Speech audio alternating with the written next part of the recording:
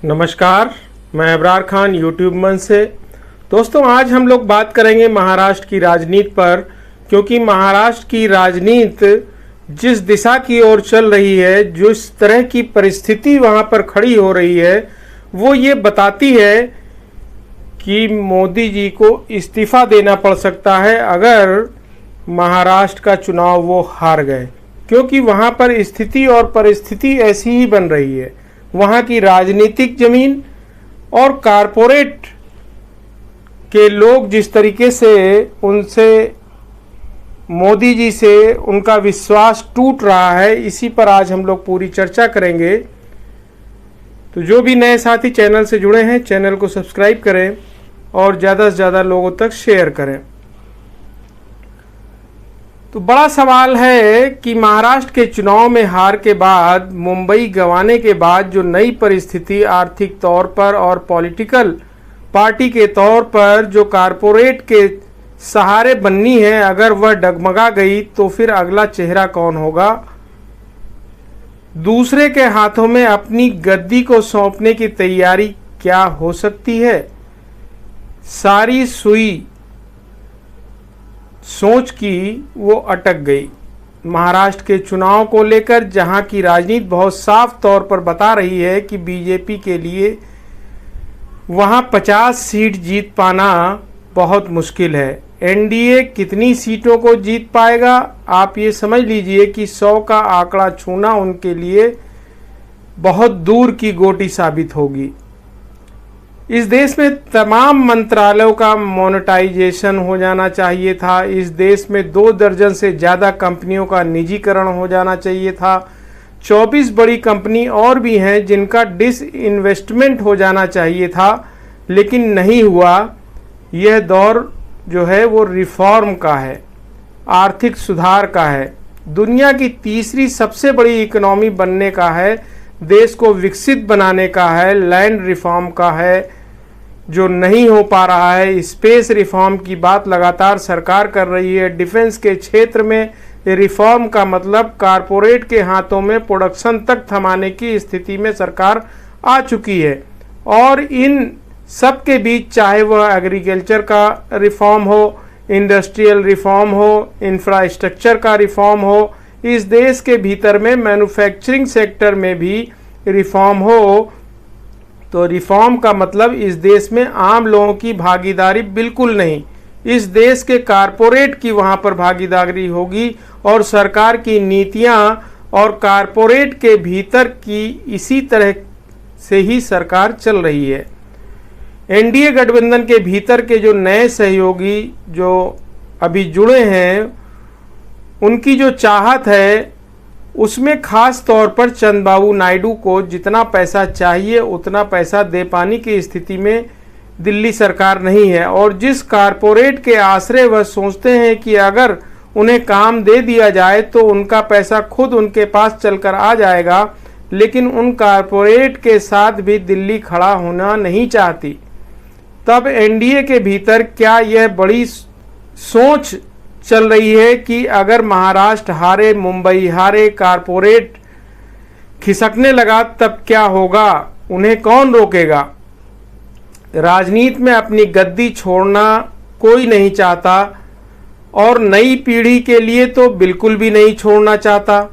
बात नई पीढ़ी की कर देगा पॉलिटिकल लोग, लेकिन अपनी गद्दी नहीं छोड़ेंगे। और इसी परिप्रेक्ष्य में अंबानी हो या अडानी हो, या उन्होंने अपने बच्चों के लिए किस किस धंधे को किस किस के हवाले करना है, इसका ऐलान भी कर दिया, एक टाइमलाइन भी तय कर दी। तो क्या अंबानी और अडानी या दूसरे कारपोरेट की नई पीढ़ी प्रधानमंत्री मोदी की सोच के साथ चलने को तैयार होगी? क्या कोई नया चेहरा वो नहीं खोजेंगे?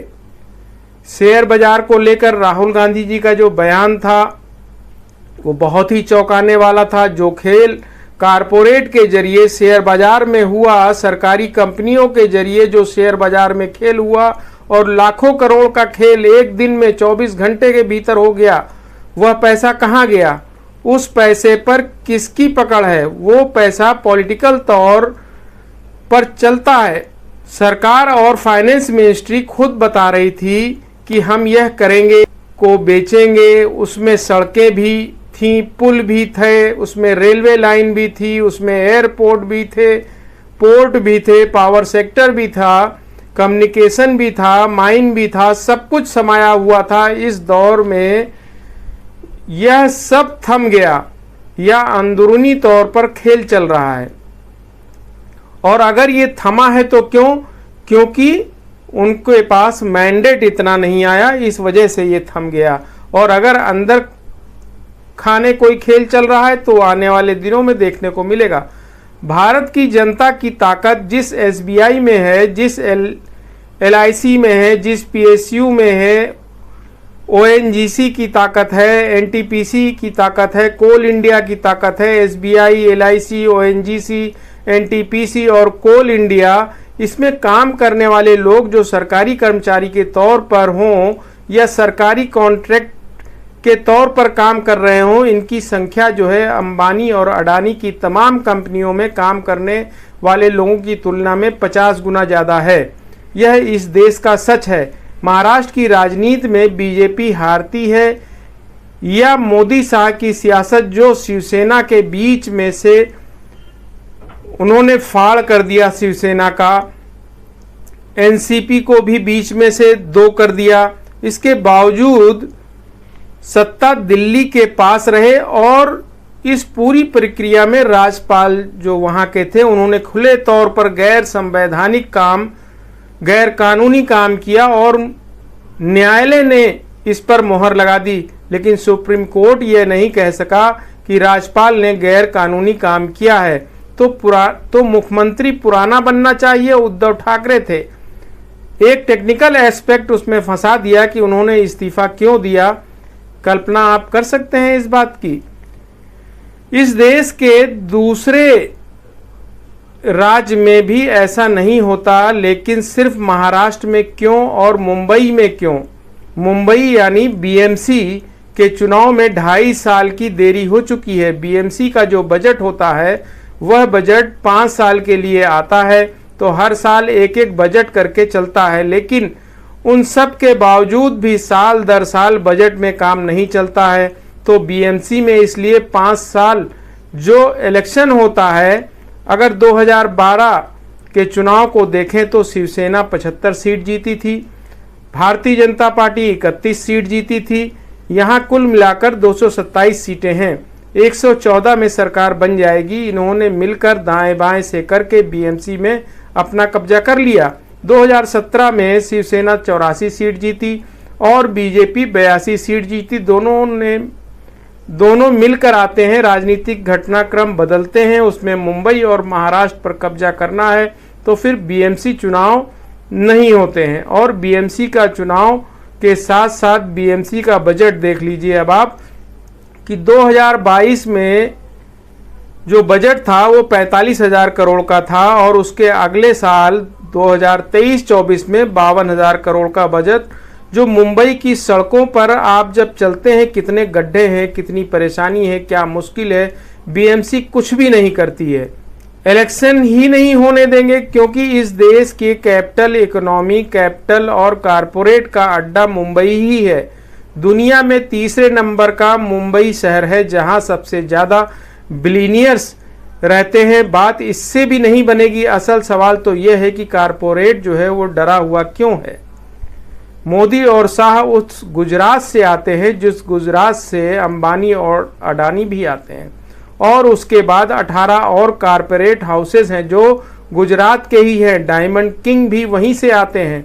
महाराष्ट्र के भीतर और मुंबई के भीतर एक सवाल गुजरातियों को लेकर जरूर है, खास तौर पर जब उद्धव ठाकरे इस नब्ज को बार बार ये कहकर दबाते हैं कि यहाँ के तमाम प्रोजेक्ट को देश के प्रधानमंत्री और देश के गृह मंत्री, बल्कि वो बोलते हैं कि 2 गुजरातियों ने गुजरात भेज दिया जो मुंबई के प्रोजेक्ट आए थे, चुनाव के वक्त भेज दिया कि आने वाले वक्त में महाराष्ट्र में कब्जा नहीं रहेगा।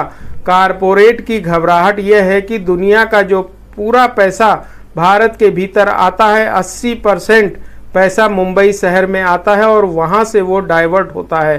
देश के भीतर विदेशी पैसा जो इन्वेस्टमेंट के नाम पर आ रहा है, उसमें आपको उत्तर प्रदेश जाता हुआ पैसा दिखाई नहीं देगा, क्योंकि उत्तर प्रदेश के जो मुख्यमंत्री दिल्ली के अनुकूल नहीं है। उस पैसे का इन्वेस्टमेंट महाराष्ट्र में भी कम हो रहा है, क्योंकि महाराष्ट्र की राजनीति को संभाले हुए हैं एकनाथ शिंदे, और शिंदे के आश्रय बीजेपी राजनीति साध नहीं सकती।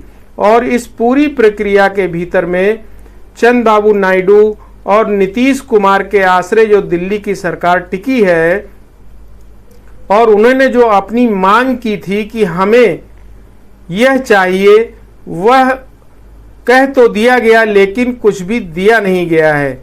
इनके भी अपने कारपोरेट के साथ रिश्ते हैं, या हर सरकार के होते हैं। उन रिश्तों के आश्रय चाहते हैं कि उनके करीबी कारपोरेट को इस दौर में तमाम जो निजीकरण करने का हो, या मोनेटाइजेशन करने का हो, या पॉलिसीगत तरीके से जो निर्णय लिया जा रहा हो, उनके अनुकूल हो, उन कंपनियों के अनुकूल हो। लेकिन सब कुछ रुका हुआ है और हर कोई इंतज़ार कर रहा है महाराष्ट्र के चुनाव को लेकर।